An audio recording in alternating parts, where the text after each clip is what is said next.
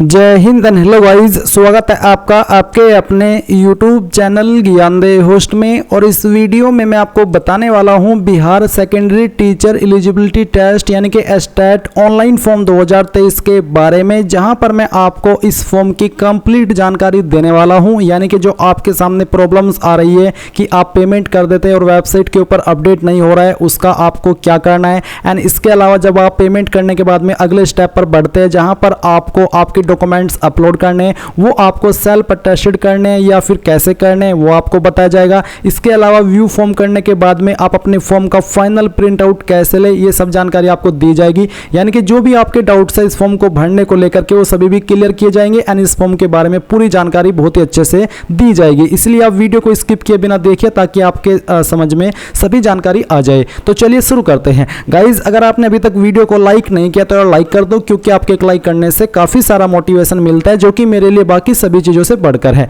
इसलिए हो सके तो लाइक कर दीजिएगा, बाकी आपकी मर्जी है। अब चलिए फिर से पॉइंट पर आते हैं। अभी जो आप वीडियो में देख सकते हैं हमारी ऑफिशियल वेबसाइट jobsgyan.in है। इसका लिंक वीडियो को डिस्क्रिप्शन में दिया है। यहाँ पर इस फॉर्म की एलिजिबिलिटी के बारे में पूरी जानकारी दी गई है कि कौन से पेपर पर क्या फीस पे करनी है, एज लिमिट कितनी है, आपकी इंपॉर्टेंट डेट्स क्या है। वैसे इंपॉर्टेंट डेट्स 23 अगस्त 2023 है, बट ये डेट्स आगे बढ़नी चाहिए क्योंकि 9 अगस्त को फॉर्म स्टार्ट होने थे, बट ये जाकर के जो सही से वर्क करने स्टार्ट हुए ये कम से कम 12-13 तारीख में हुए, तो ऐसे में आपको वक्त और मिलना चाहिए। तो यहाँ पर आप आएंगे, मैंने ऑलरेडी रेशन की वीडियो बनाई थी, पार्ट 2 की वीडियो बनाई थी, बट फिर भी काफ़ी सारे कैंडिडेट के सामने व्यू फॉर्म के अंदर प्रॉब्लम आई, डॉक्यूमेंट्स में प्रॉब्लम आई, जिसको लेकर के अब मैं आपके लिए फाइनल वीडियो बना रहा हूँ। तो आप आइए और अप्लाई ऑनलाइन लिंक के ऊपर क्लिक करके यहाँ पर आ जाइए। अगर आप फ्रेशर है तो आपको यहाँ पर रजिस्टर हियर इसके ऊपर क्लिक करके पहले रेशन करना होगा। जो रेशन कर चुके हैं वो यहाँ पर डायरेक्टली लॉगिन करेंगे और उसके बाद का प्रोसेस क्या है वो आपको आगे इसी वीडियो में जानने को मिलेगा।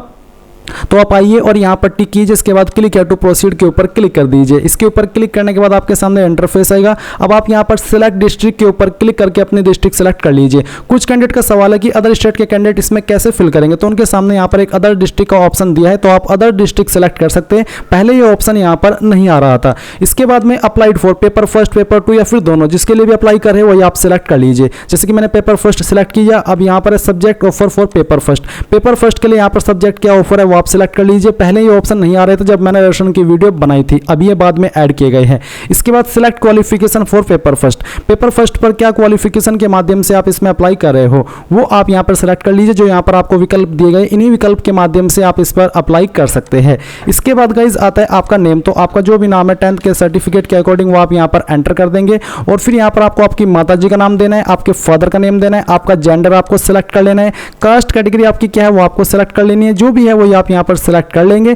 डिफरेंटली एबल्ड, अगर आप विकलांग हैं और आपकी विकलांगता की इनमें से कोई कैटेगरी है तो आप सिलेक्ट करेंगे, नहीं तो आप नो के ऊपर क्लिक करेंगे। फिर आप अपना मोबाइल नंबर देंगे, आपका ईमेल एड्रेस देंगे, डेट ऑफ बर्थ आपकी क्या है वो आप यहाँ पर सिलेक्ट करेंगे, पहले डे, इसके बाद में जो आपका मंथ है वो, एंड देन फिर जो भी आपका ईयर है वो भी आप यहाँ पर सिलेक्ट कर लेंगे। इसके बाद गाइज आप यहाँ पर टिक कीजिए और टिक करने के बाद में आपको बता दूं कि जो आपने यहाँ पर नाम दिया है इनमें आपको मिस्टर मिसेज ये श्रीमती लगाने की आवश्यकता नहीं है, एग्जैक्ट 10th के सर्टिफिकेट के अकॉर्डिंग नाम देना होगा।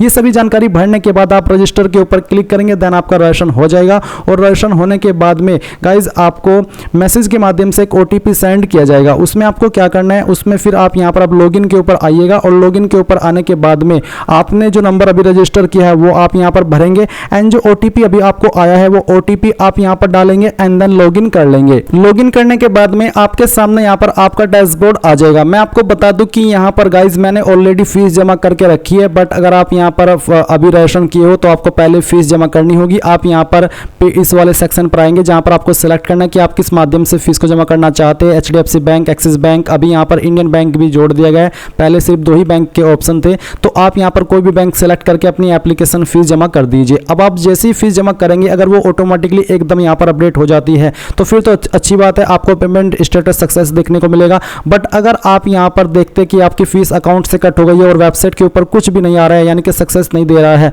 तो आपको दोबारा से फीस जमा नहीं करनी है। आपको वेट करना है कम से कम 24 घंटे। 24 घंटे के अंदर ये फीस आपकी यहाँ पर अपडेट हो जाएगी एंड जैसे फीस अपडेट हो जाए तो फिर आप आगे फॉर्म को भरेंगे। आपको पैनिक करने की कोई आवश्यकता नहीं है कि यार मैंने फीस जमा कर दी और अपडेट नहीं हुई, अब मैं क्या करूँ। तो ऐसा बिल्कुल करने की आवश्यकता नहीं है, ना ही 2 बार फीस जमा करनी है। मैं आपको स्ट्रिक्टली बोल रहा हूँ, नहीं तो आपकी फीस वेस्ट चली जाएगी। इसलिए आप थोड़ा सा 24 घंटे वेट कर लीजिएगा और अगर नहीं प्रॉब्लम आती है, कोई तुरंत अपडेट हो जाती है तो फिर तो और भी अच्छी बात है। अब आप यहाँ पर जैसे फीस जमा कर देंगे आपको अपलोड डॉक्यूमेंट्स के ऊपर क्लिक करना है।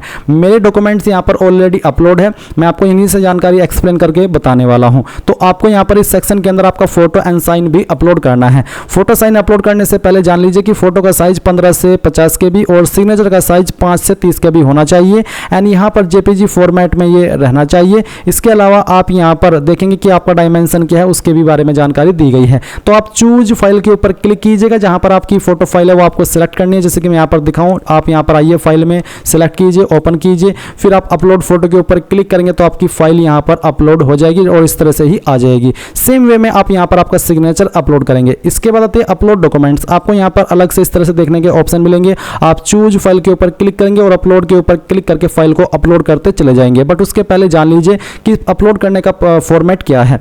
तो डॉक्यूमेंट्स आपको यहाँ पर PDF के अंदर ही अपलोड करने, साइज 150 KB से कम रहना चाहिए एंड जो आप फाइल नेम दे रहे हैं आपकी PDF को, उसमें आपको कोई स्पेशल कैरेक्टर इस्तेमाल नहीं करना है। स्पेशल कैरेक्टर का मतलब होता है कि जैसे कि @ एंड कुछ इस तरह का आपको इस्तेमाल नहीं करना है। सिंपल आपको उसका कोई एक नाम देना है, जो भी वो डॉक्यूमेंट्स है वो, और उसमें आपको कोई स्पेस भी नहीं देना है। अगर आप स्पेस देते तो ऐसे में फिर फाइल अपलोड नहीं हो पाती है। तो क्या क्या अपलोड करना है वो आप देख लीजिए। यहाँ पर SSCN के जो आपकी 10वीं उसकी मार्कशीट आपको ओरिजिनल में अपलोड करनी है। और यहाँ पर एक सवाल आ रहा था कि सर डॉक्यूमेंट में बोला है कि नोटिफिकेशन में बोला है कि सेल्फ अटेस्टेड अपलोड करने हैं, बट यहाँ पर बोला है कि ओरिजिनल में अपलोड करने। तो बेसिकली आप जैसे आपके पास 10th की सर्टिफिकेट है या फिर मार्कशीट है, आपको वो लेनी है, आपको उसको स्कैन करना है और स्कैन करने के बाद में वो फाइल आपको यहाँ पर अपलोड कर देनी है। आपको कोई भी सोचने या फिर अन्य दिमाग लगाने की आवश्यकता नहीं है, क्योंकि वेबसाइट पर यहाँ पर अलग तरह से इन्फॉर्मेशन आपको दी गई है। तो आप अपनी फाइल स्कैन करेंगे, चूज फाइल के ऊपर क्लिक करके अपलोड करेंगे तो वो फाइल आपकी यहाँ पर अपलोड हो जाएगी सिंपली, अगर दिए गए फॉर्मेट और इंस्ट्रक्शंस के जो यहाँ पर साइज है उसके अंदर होगी। इसके बाद में आप यहाँ पर जो आपका डेट ऑफ बर्थ है वो आप अपलोड करेंगे। डेट ऑफ बर्थ में आप यहाँ पर बर्थ सर्टिफिकेट भी अपलोड कर सकते हो और अगर आपके पास 10th का सर्टिफिकेट है वो भी यहाँ पर वैलिड है। 10th का सर्टिफिकेट जिसमें कि DOB दी गई हो या फिर बर्थ सर्टिफिकेट वो भी आप यहाँ पर अपलोड कर सकते हैं। फिर आपको यहाँ पर 12वीं की मार्कशीट अपलोड करनी है। ओरिजिनल का मतलब यही होता है कि आपको उसको एज इट इज स्कैन करके कलर में अपलोड कर देनी है। इसके बाद यहाँ पर 12वीं का सर्टिफिकेट, अगर आपकी मार्कशीट और सर्टिफिकेट अलग अलग है तो आप यहाँ पर अलग अलग अपलोड करेंगे एंड अगर आपकी मार्कशीट और सर्टिफिकेट एक ही है तो दोनों में आपको सेम फाइल अपलोड करनी है। इसके बाद यहाँ पर ग्रेजुएशन या फिर उसके बराबर की जो आपके पास योग्यता है वो आपको यहाँ पर अपलोड करनी है। और इसके बाद यहाँ पर गाइज आता है आपका सर्टिफिकेट। तो जो आपका ग्रेजुएशन का सर्टिफिकेट है वो आप यहाँ पर अपलोड करेंगे। देन यहाँ पर जो अगर आपके पास PG डिग्री है तो आप उसका जो मार्कशीट है वो अपलोड करेंगे एंड देन फिर उसका सर्टिफिकेट भी अपलोड कर देंगे। अब आती है B.Ed। तो आपकी जो B.Ed या की मार्कशीट है वो आपको अपलोड करनी है, फिर उसका सर्टिफिकेट यहाँ पर अपलोड करना है। यहाँ पर अगर आपके पास कोई अन्य डॉक्यूमेंट है वो जो कि आप देना चाहते हैं तो वो आप यहाँ पर अपलोड करेंगे एंड उसका सर्टिफिकेट भी आप अपलोड कर देंगे।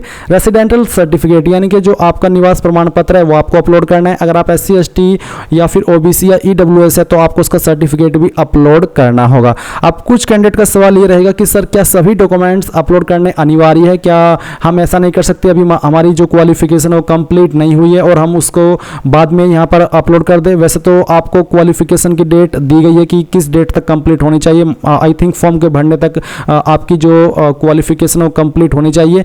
बट ऐसे में अगर आप चाहते हैं कि सर मैं यहाँ पर फाइल अपलोड नहीं कर पा रहा हूँ, मेरे पास अभी अवेलेबल नहीं है, तो मैं क्या करूँ, तो मैं इतना ही कह सकता हूँ कि अगर आप उस फाइल को बिना अपलोड किए आगे बढ़ पा रहे हैं और इस जानकारी को सेव कर पा रहे हैं तो इसका मतलब है कि आप उसको अपलोड बिना उसके भी इस फॉर्म को सबमिट कर सकते हैं। जब आपका डॉक्यूमेंट वेरिफिकेशन होगा तब आपको वहाँ पर ये जो आपकी प्रॉब्लम है वो बतानी होगी। अगर वो मान जाते तो ठीक है, नहीं तो ऐसा है कि आपका एडमिट कार्ड तो आ जाएगा और आप उसके आधार पर अपना एग्जाम भी दे देंगे, आपको एक्सपीरियंस भी मिल जाएगा कि हाँ ये क्या है और कैसे है। बट आपको डॉक्यूमेंट वेरिफिकेशन में फिर ये प्रॉब्लम अपनी बतानी होगी। सो मैंने जो भी एक इसका एक रियल तरीका है या फिर रियल चीज़ है वो मैंने आपसे से एक्सप्लेन कर दिए कि आप अगर बिना उस डॉक्यूमेंट को जो आपके पास नहीं है अपलोड किए आगे बढ़ पा रहे हैं, फॉर्म को सबमिट कर पा रहे हैं तो ठीक है, चल जाएगा काम, नहीं तो फिर आप आगे इस फॉर्म को नहीं भर पाएंगे। अब जैसे ही सभी डॉक्यूमेंट्स आप अपलोड कर देंगे तो आप यहाँ पर टिक करेंगे एंड देन अपडेट के ऊपर क्लिक कर देंगे। इसके ऊपर क्लिक करने के बाद ये जानकारी आपकी अपडेट हो जाएगी और आप यहाँ पर जो आपका होम पेज है इसके ऊपर आ जाओगे।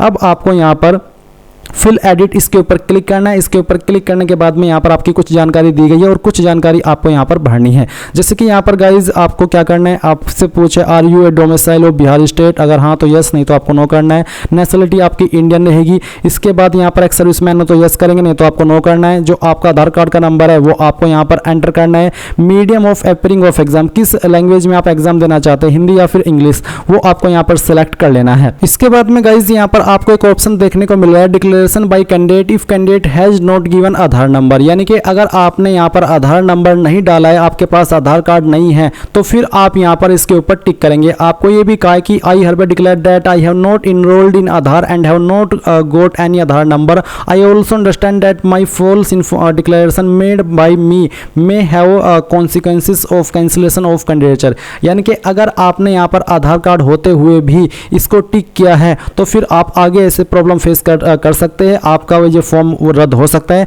तो ऐसे में अगर आपके पास आधार नंबर है, आधार कार्ड बना हुआ है, तो आप यहाँ पर डालिएगा और उसके ऊपर टिक मत कीजिएगा। ऐसा बिल्कुल भी नहीं करना है कि आपने आधार नंबर भी डाला है और यहाँ पर भी टिक किया, ऐसा नहीं करना है। अगर आधार कार्ड नहीं है तभी आप यहाँ पर टिक करेंगे और अगर आधार कार्ड है तो नंबर डाल करके इसके ऊपर टिक नहीं करना है। फिर आती है subject offered for paper first, तो पेपर फर्स्ट के लिए सब्जेक्ट ऑफर्ड आप यहाँ पर सेलेक्ट कर लीजिए और इसके बाद में जो क्वालिफिकेशन है वो आपको एक बार फिर से यहाँ पर सेलेक्ट कर लेनी है, जिसके माध्यम से आप इस पर एलिजिबल है अप्लाई करने के लिए या फिर कर रहे हैं। इसके बाद बैंक अकाउंट डिटेल्स, तो यहाँ पर इसमें बैंक अकाउंट डिटेल्स के सेक्शन कंपलसरी रूप में नहीं दिए गए, अगर आप देना चाहते दे सकते हैं, नहीं तो आप खाली भी छोड़ सकते हैं। अगर दे रहे हैं तो आपको नेम ऑफ द बैंक के अंदर बैंक का नाम देना है कि आपका कौन सा बैंक है, बैंक अकाउंट नंबर देना है। अब आपका एक सवाल ये बनेगा कि सर मेरा खुद का बैंक अकाउंट नहीं है तो क्या मैं किसी और का बैंक अकाउंट दे सकता हूँ? तो वैसे आप चाहे तो दे सकते हैं और उसमें कोई प्रॉब्लम नहीं है, बट मैं आपको प्रेफर करूंगा कि आप अपना ही बैंक अकाउंट नंबर यहाँ पर डालें। इसके बाद यहाँ पर एफएससी कोड आपको डालना होगा बैंक अकाउंट नंबर देने के बाद में। फिर आती है एड्रेस डिटेल, यहाँ पर आपको कोरेस्पोंडेंस एड्रेस यानी कि प्रेजेंट एड्रेस लिखना है। पूरा प्रेजेंट एड्रेस आप यहाँ पर लिख देंगे और जो आपकी टाउन सिटी नेम है वो आप यहाँ पर एंटर कर देंगे। ये एंटर करने के बाद में यहाँ पर नीचे आता है डिस्ट्रिक्ट नेम, तो जो आपकी डिस्ट्रिक्ट है वो आपको सिलेक्ट कर लेनी है और फिर जो आपका पिन कोड है वो भी आपको डाल देना है। अब पूछा कि आपका कोरेस्पोंडेंस यानी कि प्रेजेंट और परमानेंट एड्रेस सेम है, यानी कि दोनों एक ही है। अगर हाँ तो आप टिक कर दीजिए, अगर नहीं तो अनटिक करके अलग से भर देना है।